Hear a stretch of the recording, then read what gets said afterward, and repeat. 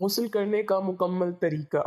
غسل خانے میں جانے سے پہلے باہر کھڑے ہو کر بسم اللہ پڑھیں، اگر غسل خانے میں ہی بیت الخلاء ہو تو، ورنہ اندر جا کر بھی بسم اللہ پڑھ سکتے ہیں۔ اس کے بعد استنجا کریں، پھر وضو کی طرح بسم اللہ الرحمن الرحیم۔ طہارت و نظافت ایک متہم بالشان عمل ہے، آدمی کے لیے باعث زیب و زینت ہے، ایک سلیم الطبع انسان کے لیے سرمایہ عز و افتخار ہے، متمدن اور مہذب لوگوں کا شعار ہے، ترقی یافتہ اور زندہ دل قوموں کی پہچان ہے، اسلام اور مسلمانوں کا ترہ امتیاز ہے، نفاست و پاکیزگی دل کو آسودگی و فرحت عطا کرتی ہے، ذہن کو تازگی و بالیدگی بخشتی ہے، قلب و دماغ کو معطر کرتی ہے، صفائی ستھرائی کا اہتمام کرنے سے انسان کو انس و سرور حاصل ہوتا ہے، دل جمعی یکسوئی حاصل ہوتی ہے، ذہنی تشویش و پراگندگی دور ہوتی ہے، حفظان صحت میں معاون و مددگار ثابت ہوتی ہے۔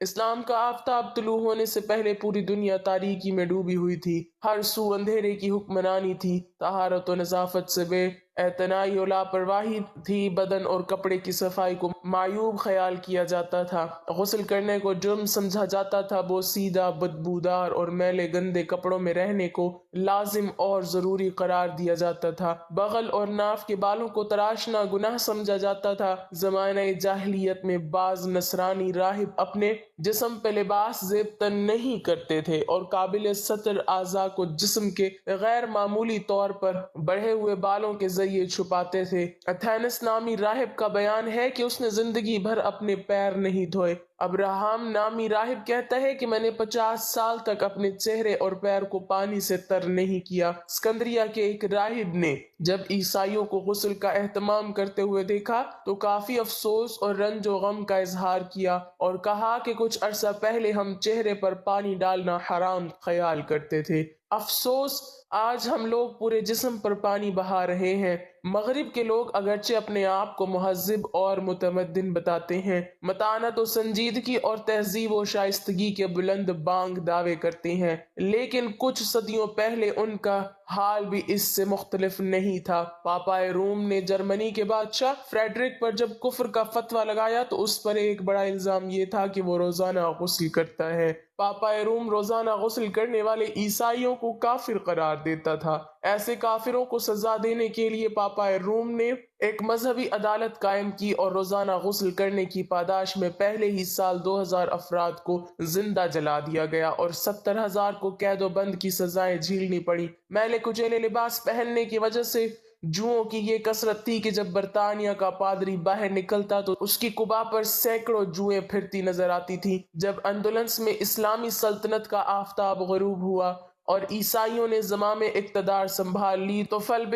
دوم نے تمام حمام بند کرنے کا فرمان جاری کیا اور اس نے اشیلبا کے گورنر کو محض اس لیے معزول کر دیا کہ وہ روزانہ ہاتھ منہ دھوتا ہے۔ یہی کچھ حال ہندو ازم کا بھی ہے۔ ہندو مذہب کے پیروکاروں کے یہاں طہارت و صفائی کا کوئی تصور نہیں ہے۔ ان کی مذہبی کتابوں میں نفاست و پاکیزگی کے طور طریقے بیان نہیں کیے گئے ہیں۔ ہندو دھرم کے اندر انسان اپنے مزاج و مذاق کے مطابق حیوانوں کی سی زندگی گزار سکتا ہے۔ چند سال قبل ہندوستان کے سابق وزیر اعظم مردار جی دیسائی کا یہ بیان ملک کے مشہور و معروف جرائد اور بڑے بڑے اخبارات میں شائع ہوا تھا کہ میں روزانہ صبح اپنا پیشاب پیتا ہوں۔ سکھوں کے یہاں سر مونڈے زیر ناف کے بال تراشنے سے انسان مذہب سے خارج ہو جاتا تھا۔ ختنہ کرنا ان کے یہاں بڑا جرم سمجھا جاتا ہے۔ غرض یہ کہ اسلام کے علاوہ تمام مذاہب طہارت و صفائی کی تعلیمات سے یکسر خالی ہیں، بلکہ ان مذاہب میں طہارت و صفائی کا اہتمام کرنے والا انسان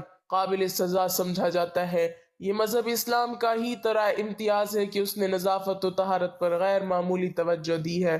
گم گشتہ راہ انسانیت کو اس سلسلے میں اعلیٰ درس دیا ہے، بڑی شرح و بسط کے ساتھ اس کے آداب اور طور طریقے بیان کیے ہیں جن کو اختیار کرنے سے ایک سلیم طبع انسان کو آسودگی اور اطمینان نصیب ہوتا ہے۔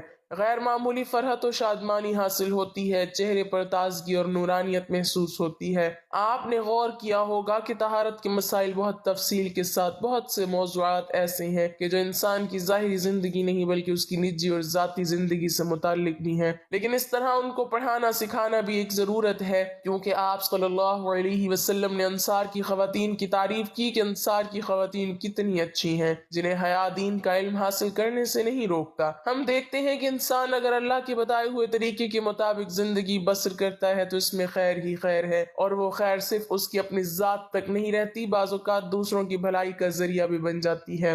ام المومنین حضرت سلمہ رضی اللہ تعالی عنہ روایت کرتی ہیں کہ حضرت ام سلیم رضی اللہ تعالی عنہ نے رسول اللہ صلی اللہ علیہ وسلم سے کہا کہ اے اللہ کے رسول صلی اللہ علیہ وسلم، یقیناً اللہ حق سے نہیں شرماتا، یعنی حق بات اور ایک اہم بات کو واضح کرنا ضروری ہوتا ہے، اور اس معاملے میں شرم سے کام نہیں لینا چاہیے۔ کہیں ایسا نہ ہو کہ انسان انجانے میں غلط کام کرتا رہے۔ تو یہ کہہ کر انہوں نے مسئلہ پوچھا کہ کیا عورت پر غسل واجب ہے جبکہ اس کو احتلام ہو؟ تو آپ صلی اللہ علیہ وسلم نے فرمایا ہاں، لیکن جب کپڑوں پر نشان دیکھے تو اس پر غسل واجب ہوگا۔ حضرت ام سلمہ رضی اللہ تعالی عنہ نے شرم سے منہ چھپا لیا اور عرض کیا اے اللہ کے رسول صلی اللہ علیہ وسلم، کیا عورت کو بھی احتلام ہوتا ہے؟ تو آپ صلی اللہ علیہ وسلم نے فرمایا ہاں ہوتا ہے، تیرا داہنا ہاتھ خاک آلود ہو۔ یعنی یہ ایک پیار کی ڈانٹ تھی، اور اس میں ہو سکتا ہے کہ مزاج کا فرق ہو، بعض خواتین کے ساتھ ایسا نہ ہو اور بعض کے ساتھ ایسا ہو، لیکن اس میں اصل چیز فلو ہے کہ اگر فلو یعنی پانی کا بہاؤ زیادہ ہو تو کہیں ایسا نہ ہو کہ لیکوریا وغیرہ کے ساتھ اس کو جوڑ دیا جائے، یعنی دونوں چیزوں میں فرق ہے۔ اور احتلام سوتے وقت ہوتا ہے، اور اگر سو کر اٹھنے پر انسان اپنے کپڑوں پر زیادہ ڈسچارج دیکھے تو پھر بھی غسل کرنا ضروری ہے، اور اگر احتلام کی کیفیت انہیں یاد ہو لیکن نشان نہ پائے تو غسل فرض نہیں ہوگا۔ ایسی صورت میں شک کی ضرورت نہیں ہے کہ نہیں بھائی میں نے خواب دیکھا اور مجھے خواب بالکل صحیح سے یاد ہے تو مجھے غسل کرنا چاہیے، نہیں، محض خواب پر نہیں نہایا جائے گا جب تک کہ کوئی فزیکلی ایسی چیز سامنے دیکھی نہ جائے۔ حضرت ام سلمہ روایت کرتی ہیں کہ میں نے کہا کہ اے اللہ کے رسول صلی اللہ علیہ وسلم، میں اپنے سر کے بال خوب مضبوط گنتی ہوں، کیا میں انہیں غسل جنابت کے وقت کھولا کروں؟ آپ صلی اللہ علیہ وسلم نے فرمایا ان کا کھولنا ضروری نہیں، تیرے لیے یہی کافی ہے کہ 3 دفعہ پانی اپنے سر پر ڈالیں، پھر اپنے سارے بدن پر پانی بہائے، بس تو پاک ہو جائے گی۔ یعنی بالوں کی جڑیں بھیگنا ضروری نہیں، جسم کا بھیگنا ضروری ہے، سارے بال کھولنا ضروری نہیں ہے۔ حضرت عائشہ رضی اللہ تعالی عنہ کو خبر ملی کہ حضرت عبداللہ بن عمر عورتوں کو غسل جنابت کے لیے بال کھولنے کا حکم دیتے ہیں۔ حضرت عائشہ رضی اللہ تعالی عنہ فرمانے لگیں ابن عمر پر تعجب ہے، انہوں نے عورتوں کو تکلیف میں ڈال دیا، وہ انہیں سر منڈوانے کا حکم کیوں نہیں دے دیتے؟ یہ حضرت عائشہ کی ڈانٹ تھی۔ اس سے معلوم ہوا کہ غسل جنابت کے لیے بال کھولنے کی ضرورت نہیں، مگر یہ حکم صرف غسل جنابت کا ہے۔ غسل حیض کے لیے بالوں کا کھولنا ضروری ہے کیونکہ یہ مہینے میں ایک دفعہ ہوتا ہے۔ حضرت عائشہ صدیقہ رضی اللہ تعالی عنہ سے روایت ہے کہ رسول اللہ صلی اللہ علیہ وسلم نے غسل حیض کے لیے فرمایا اپنے بالوں کو کھولو اور غسل کرو۔ اس میں آپ دیکھیں کہ دونوں چیزوں میں فرق کیوں ہے، دونوں کی نوعیت میں فرق ہے، اور حیض ایک نجاست کی کیفیت بھی ہے۔ حیض کے بعد نہانا، نہانے کے بعد خوشبو لگانا، خاص طور پر اس کا سارا حکم آتا ہے، لیکن غسل جنابت میں نجاست کی وہ کیفیت نہیں ہے، یعنی حیض اور پانی ان دونوں کے حکم میں بھی فرق ہے۔ بعض علماء کے خیال میں یہ پانی ناپاک چیز نہیں ہے، اگر کسی کپڑے وغیرہ پر لگ جائے تو وہ کپڑا ناپاک نہیں ہوگا، اگر اسے خشک ہونے پر کھرچ کے صاف کر دیا جائے تو کپڑا صاف ہو جائے گا۔ لیکن حیض پر آپ صلی اللہ علیہ وسلم نے فرمایا ہے کہ اسے چٹکیوں سے مل مل کے دھویا جائے، تو ان دونوں میں یہ فرق ہے، دونوں کے غسل کے حکم میں بھی فرق ہے، ایک میں بال کھولے جائیں گے اور بال بھی دھوئے جائیں گے اور بالوں کی جڑیں بھی دھوئی جائیں گی، جبکہ دوسرے میں بال کھولنا اور پورے بال دھونا ضروری نہیں۔ بہت سی خواتین کو ان مسائل کا پتہ نہیں ہوتا،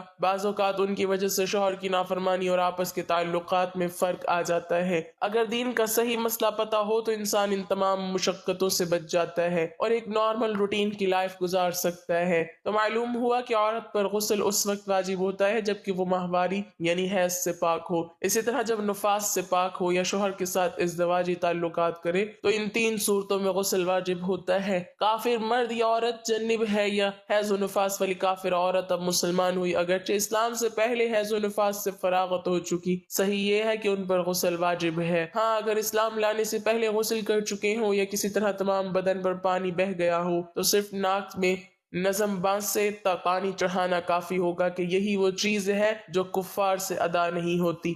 پانی کے بڑے بڑے گھونٹ پینے سے کلی کا فرض ادا ہو جاتا ہے، اور اگر یہ بھی باقی رہ گیا ہو تو اسے بھی بجا لائیں۔ غرض جتنے اعضاء کا دھلنا غسل میں فرض ہے، جماع وغیرہ اسباب کے بعد، اگر وہ سب بحالت کفر ہی دھل چکے تھے تو اسلام کے بعد غسل ضروری نہیں، ورنہ جتنا حصہ باقی ہو اتنے کا دھو لینا فرض ہے، اور مستحب تو یہ ہے کہ بعد اسلام پورا غسل کرے۔ مسلمان میت کو نہلانا مسلمانوں پر فرض کفایہ ہے، اگر ایک نے نہلا دیا سب کے سر سے اتر گیا، اور اگر کسی نے نہیں نہلایا سب گنہگار ہوں گے۔ عورت جنب ہوئی اور ابھی غسل نہیں کیا تھا کہ حیض شروع ہو گیا تو چاہے اب نہا لے یا بعد حیض ختم ہونے کے۔ عورت ہو یا مرد، جمعہ یا عید کے دن غسل جنابت کیا اور جمعہ اور عید وغیرہ کی نیت بھی کر لی، سب ادا ہو گئے۔ اگر اسی غسل میں جمعہ اور عید کی نماز ادا کر لے۔ ناظرین، اب بات کرتے ہیں غسل کیسے کیا جائے، یعنی غسل کا طریقہ۔ غسل چاہے کسی بھی ناپاکی سے طہارت کا ہو، اس کا مسنون طریقہ ایک ہی ہے، وہ یہ ہے کہ پہلے ہاتھ دھوئے اور استنجا کرے، پھر بدن پر کسی جگہ نجاست لگی ہو اسے دھو ڈالے، پھر وضو کرے، پھر سارے بدن پر 3 مرتبہ اس ترتیب سے پانی بہائے کہ پہلے سر پر، پھر دائیں کندھے پر، پھر بائیں کندھے پر، اور جسم پر پانی بہاتے ہوئے جسم کو ملے۔ غسل میں 3 چیزیں فرض ہیں: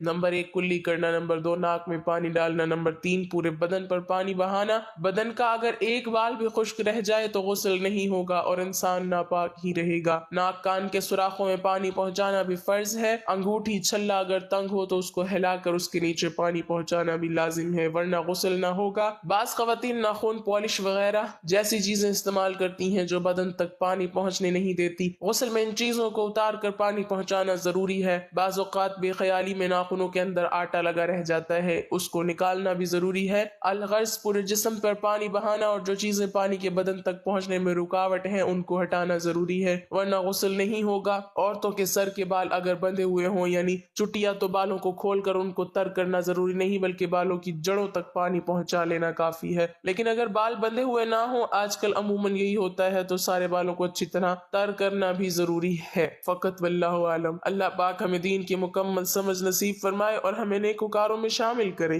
آمین۔ ناظرین، کمنٹ باکس میں اللہ تعالیٰ کے 99 ناموں میں سے ایک نام ضرور ٹائپ